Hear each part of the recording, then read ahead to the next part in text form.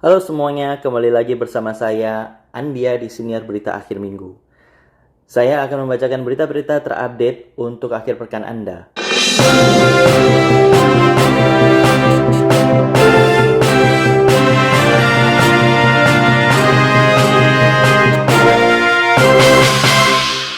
Berita pertama dikutip dari tempo.co dengan headline LRT Jabodetabek akan diresmikan. Ini jejak tram di Jakarta pernah jadi denyut nadi Batavia. Jauh sebelum hadirnya MRT atau Mass Rapid Transportasi atau Moda Raya Terpadu, KRL komuter lain, LRT Jabodebek sampai bus Transjakarta, Jakarta yang dahulu bernama Batavia pernah memiliki moda transportasi yang ikonik, yakni tram. Moda ini menjadi denyut nadi transportasi kota era kolonial Belanda hingga pasca proklamasi kemerdekaan tersebut. Sejarah tram dalam buku berjudul Jakarta Sejarah 400 Tahun yang ditulis Susan Blackburn, tram sudah muncul di Batavia sejak tahun 1896. Mendahului kota-kota Eropa yang kala itu jumlahnya masih sedikit. Saat itu, tram masih ditarik dengan kuda. Meskipun akhirnya kuda-kuda yang didatangkan dari Sumba hingga Makassar ini banyak menimbulkan masalah. Selain bau tidak sedap, akibat kotoran kuda, cuaca yang panas di Batavia sempat mengorbankan 545 ekor kuda. Sebagaimana yang ditulis oleh Adrian Syahyasin Sulaiman dalam tulisan yang berjudul Tram Batavia, Mutiara Transportasi Jakarta yang Terlupakan. Selain tram kuda, pada tahun yang sama, Batavia memiliki berbagai macam transportasi yang dominan ditenagai oleh kuda seperti Sado, Bendi, Delman, sampai Palaquin. Banyak transportasi ini disebabkan wilayah Batavia yang membentang hingga 10 sampai 12 km, yang memudahkan orang-orang Batavia, terutama Eropa, untuk memangkas tenaga, waktu, dan jarak dengan tempat kerja dan tempat tinggal. Dari tenaga kuda menjadi tenaga listrik. Tram yang bertenaga kuda tersebut kemudian berubah menjadi bertenaga listrik pada tahun 1899. Tram listrik ini kemudian menjadi transportasi publik yang digemari dengan ditandai terdapat 7 juta orang yang menggunakan moda transportasi publik tersebut pada tahun 1937 dengan 6 rute yang berbeda dan menjangkau hampir seluruh kota Batavia saat itu. Pada masa penjajahan Jepang, tram yang semula bernama tram listrik BVM atau Batavia Verkeersmaatschappij berubah menjadi Seibu Rikoyo Batavia Seiden atau Jakarta Seiden. Tram akhirnya berhenti beroperasi pada tahun 1962. Banyak spekulasi mengenai alasan ditutupnya tram menjadi moda transportasi di Jakarta. Pertama, Presiden Soekarno tidak menginginkan peninggalan kolonial Belanda dirawat di Jakarta, termasuk tram. Kedua, adanya masalah infrastruktur yang tidak memungkinkan untuk diperbaiki karena terdapat biaya khusus untuk mengganti tram peninggalan Belanda yang telah dimakan usia.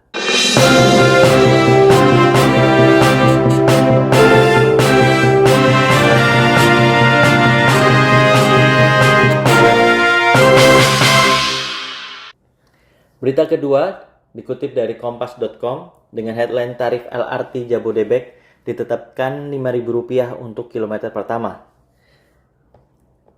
Jadi, menurut Kementerian Perhubungan, penetapan tarif LRT Jabodebek sebesar Rp5.000 untuk kilometer pertama, setelah itu dikenakan Rp700 per kilometer. Nah, juru bicara Kemenhub Aditya Irawati mengatakan penetapan besaran tarif tersebut akan dituangkan ke keputusan Menteri Kemen Perhubungan untuk disahkan. Rp5.000 untuk kilometer pertama, Rp700 per kilometer selanjutnya. Ya, ini perhitungan yang dituangkan di Kemen, ungkap Aditya kepada kompas.com. Sementara untuk jarak terjauh, menurut Direktur Jenderal Perkeretaapian Kementerian Perhubungan Muhammad Rizal Wasal menyebut tarifnya paling besar adalah Rp20.000 karena perjalanannya dari stasiun Duku Atas ke stasiun Harjamukti dan Rp25.000 untuk perjalanan stasiun Duku Atas ke stasiun Jatimulya. Nah, perbedaan harga ini karena perbedaan jalur rutenya dan juga jarak antara stasiunnya yang berbeda. Nah, ketika dikonfirmasi mengenai besaran tarif terjauh ini, Aditya juga membenarkan tarif maksimal LRT Jabodebek berkisar di antara 20.000 sampai 25.000 jika mengacu pada perhitungan yang dituangkan di Capman. Ya kira-kira seperti itu, kita tergantung jaraknya, ucap Aditya. Meski besaran tarif sudah ditetapkan, pihaknya masih memfinalisasi keputusan ini melalui Capman Perhubungan. Setelah Capman Perhubungan terbit, barulah besaran tarif LRT Jabodebek bakal disosialisasikan ke publik. Namun Aditya enggan mengungkapkan kapan Capman Perhubungan ini terbit. Pentarifan masih dalam finalisasi aspek hukum.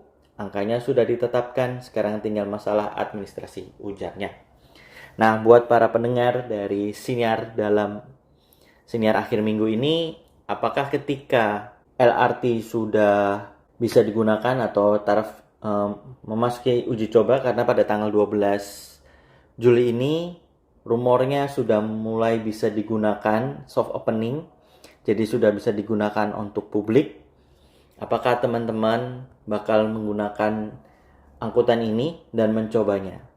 Jika teman-teman sudah mencobanya atau menggunakannya dan mungkin akan terupdate dalam berita ini, tulis di komen gimana tanggapan teman-teman tentang penggunaan LRT, atau sharing setelah menggunakan MRT, terus habis itu harapannya menggunakan LRT seperti apa.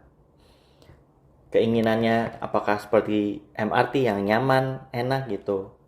Apalagi teman-teman yang ada di daerah Cibubur atau Bekasi sudah bisa menikmati itu dan akan menikmati itu dan bisa memberikan masukan atau memberikan komentar. Kesan lebih pada kesan.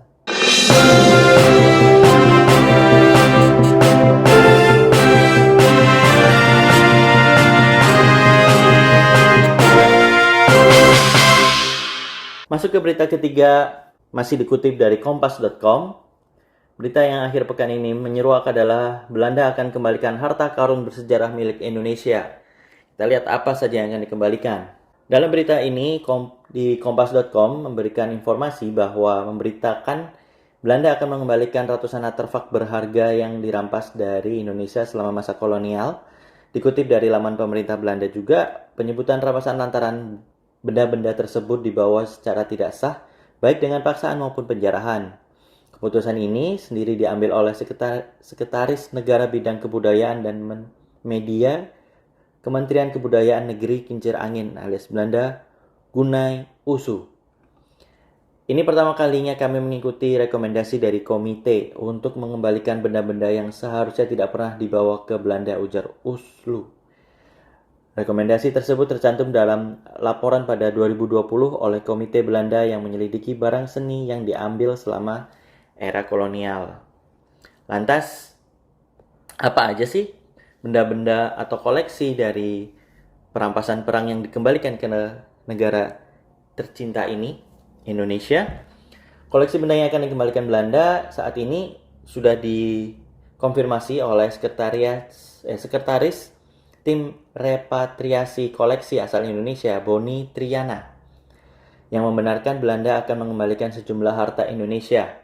Menurut dia, acara serah terima akan diselenggarakan pada 10 Juli 2023 di Museum Volkenkunde, Leiden, Belanda. Berarti besok ya.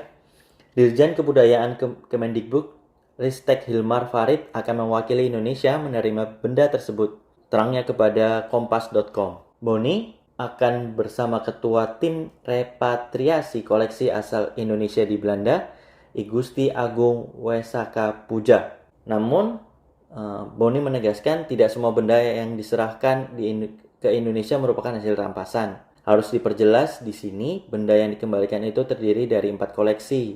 Dari 8 koleksi yang sudah diminta resmi tahun lalu, terangnya. Jadi, dari pihak Indonesia sudah minta kepada pemerintah Belanda tentang benda-benda itu. Nah, 4 koleksi ini yang diberitakan atau ditulis oleh kompas.co yaitu karya seni Bali Pitamaha. Pitamaha adalah perkumpulan pelukis yang berdiri pada 29 Januari 1936 berakar dari seni lukis klasik tradisional Pulau Dewata. Karya seni Pita Mahat kemudian mendapat sentuhan seni lukis barat sehingga memiliki corak dan gaya tersendiri. Masih dikutip dari kompas.com, sejumlah 132 karya seni Pita Mahat rencananya akan dikembalikan dari Belanda ke tanah air. Yang kedua adalah keris puputan Klungkung. Pemerintah Belanda juga akan menyerahkan satu buah keris asal Klungkung, Bali kembali ke tanah air kita. Yang ketiga adalah patung Singosari. Selain benda berharga dari Bali, Belanda juga akan mengembalikan total 4 arca dari era Singosari. Arca-arca tersebut berasal dari kompleks Candi Hindu-Buddha dari Singosari, dekat Malang, Jawa Timur. Berasal dari abad ke-13, 4 arca tersebut sempat menjadi koleksi nasional yang dikelola Museum Nasional Kebudayaan di Belanda. Yang keempat adalah harta Kerajaan Lombok. Koleksi selanjutnya yang akan dikembalikan yakni sejumlah 335 harta karun Lombok atau benda berupa batu permata, batu mulia, emas, dan perak dari Kerajaan Lombok. Merujuk pada catatan sejarah, ratusan kilogram emas, perak, dan permata dijarah oleh tentara kolonial Belanda dan Istana Cakranegara dan desa sekitarnya usai berakhir Perang Lombok pada 1894. Sementara itu, Boni mengungkapkan 4 koleksi lain yang diminta Indonesia masih dalam proses penelitian. Sedangkan proses penelitian karena pemulangan ini sejatinya hasil dari penelitian berdasarkan keilmuan yang melibatkan para ahli dari kedua negara tuturnya. Jadi barang-barang yang dikembalikan ini nggak serta-merta langsung dikembalikan ya. Harus pakai proses penelitian. Tapi kan jelas-jelas ya itu barang dari Indonesia ya. Kenapa harus pakai diteliti ya? Maksudnya jelas mereka ngambil dari Indonesia dan itu jelas ada catatannya. Kenapa masih harus diteliti ya?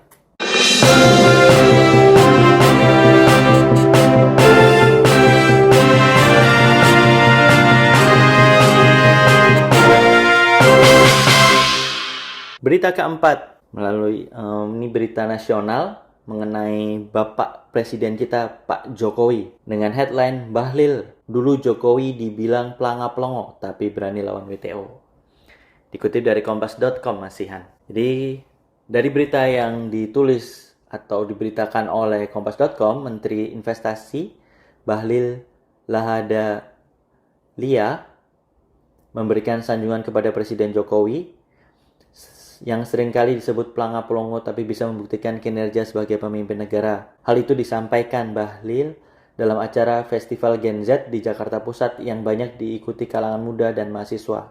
Pada Sabtu 8 Juli 2023. Dulu Pak Presiden dibilang pelanga-pelongo sama mahasiswa juga. Dibilang macam-macam, tapi apa yang mau saya sampaikan ke kalian, ujar Bahlil. Tak hanya dibilang pelanga-pelongo, Jokowi juga sering dituduh sebagai antek asing, tapi menurut Bahlil, tuduhan itu dijawab dengan tindakan oleh Jokowi.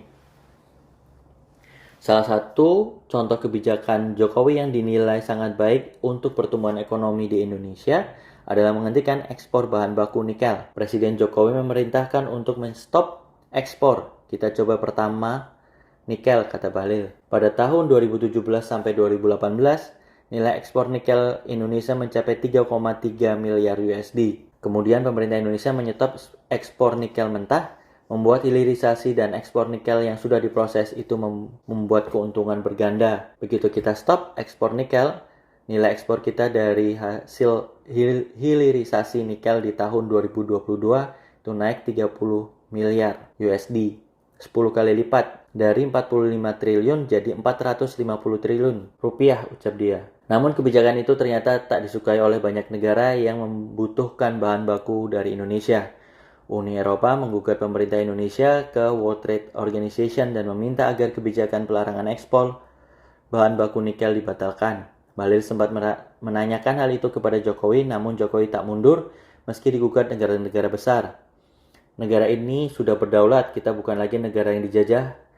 Presiden ada menterinya, ada rakyatnya yang punya independensi. Maju terus Mas Bahlil, kata Bahlil menirukan jawaban Jokowi kepadanya. Bahlil mengatakan saat ini posisi Indonesia sedang mengajukan banding atas gugatan stop ekspor nikel itu.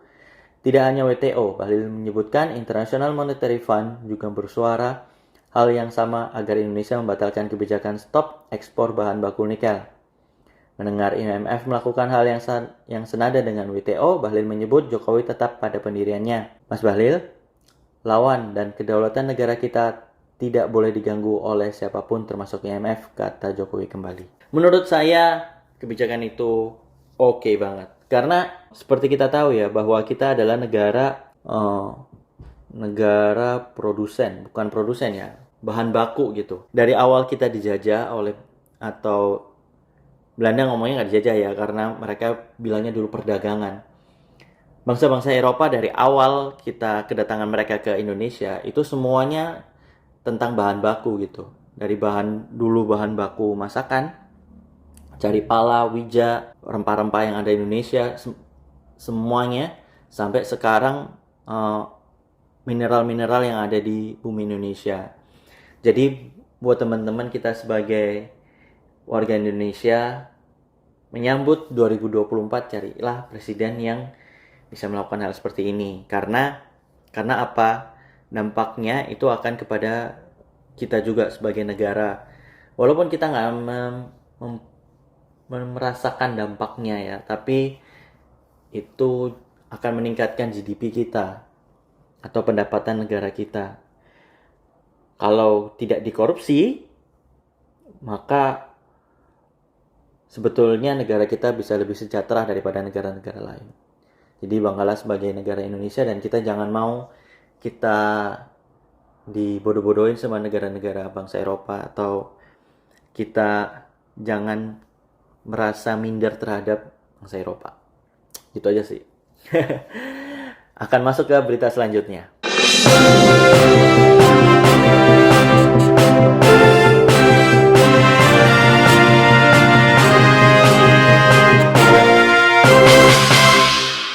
Ya, berita kelima ini untuk teman-teman fans Manchester United yang akan ditinggalkan kipernya David De Gea. Dan berita ini masih dikutip melalui kompas.com yang bertajuk di kompas.com adalah David De Gea tinggalkan Manchester United. Generasi juara Liga Inggris 2013 resmi habis. David De Gea meninggalkan Manchester United. Kepergian De Gea membuat generasi juara Liga Inggris 2013 milik Setan Merah resmi habis. Manchester United atau MU mengonfirmasi kepergian David De Gea pada Sabtu malam 8 Juli 2023. David De Gea telah mengumumkan kepergian dari Manchester United mengakhiri masa baktinya selama 12 tahun. Ia berhasil meraih berbagai trofi dan penghargaan pribadi untuk mengukuhkan posisinya sebagai salah satu penjaga gawang terhebat dalam sejarah klub. Demikian keterangan resmi dari Manchester United. Nasib De Gea di Old Trafford sempat menggantung pada bursa transfer musim panas ini. Seperti kita ketahui, kontrak kiper asal Spanyol di Manchester United habis pada akhir Juni 2023. Dan pihak Manchester United sempat mengatakan bahwa negosiasi terus berjalan meski kontrak sang pemain habis. Akan tetapi pada akhirnya Manchester United dan David De Gea harus berpisah. David De Gea pergi setelah 12 tahun mengabdi bagi Setan Merah. Manchester United memboyong David De Gea dari Atletico Madrid pada musim 2011. Sir Alex Ferguson memilihnya sebagai penerus Edwin van der Sar di bawah mister gawang Setan Merah. Selama lebih dari 1 dekade berseragam Manchester United, De Gea berhasil meraih berbagai trofi bergengsi termasuk 1 titel Premier League dan 1 Liga Eropa. De Gea membuktikan 545 penampilan kompetitif bagi Manchester United dan mengukir rekor 190 clean sheet. Untuk gelar individu, De Gea sukses menyabet trofi Golden Glove Premier League 2 kali dan 4 pemain terbaik pilihan fans Setan Merah. Kepergian De Gea juga menjadi penanda berakhirnya generasi skuad Manchester United yang meraih gelar juara Premier League musim 2012-2013. Gelar musim 2012-2013 dengan De Gea sebagai kiper utama merupakan kali terakhir Manchester United tampil sebagai juara kompetisi teratas Liga Inggris. Selesai sudah pembacaan berita-berita terupdate oleh saya Anbia. Terima kasih telah mendengarkan siniar berita akhir minggu. Jangan lupa untuk subscribe, like, dan komen Akhir kata, selamat berakhir pekan. Have a nice weekend. Bye-bye.